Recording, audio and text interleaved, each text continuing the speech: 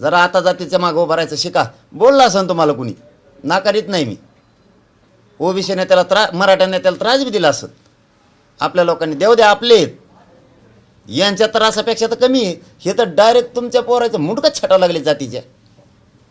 आपले तरी ढकलते, शिवी देते आणि थोडंच होईल. वशाने जरा बदला. बोलले असले तर बोलू द्या, काय होत नाही बोलल्यानं. ते तर पुरंच आता काळीच लावायला निघालेत, राखच करायला निघालेत मराठीची. मिस्टर जरांगे, तुम्हाला आरक्षणातलं एक 0.0 सुद्धा नॉलेज नाही.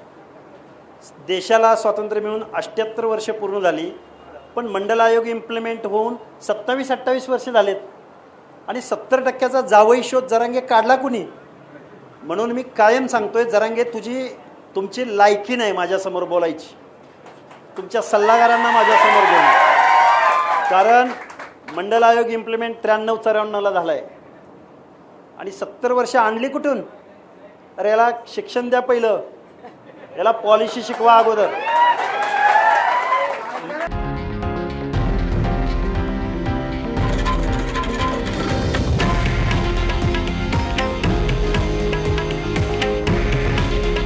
हे आहे देशातील नंबर 1 न्यूज नेटवर्क आणि आपण पाहत आहात TV9 मराठी.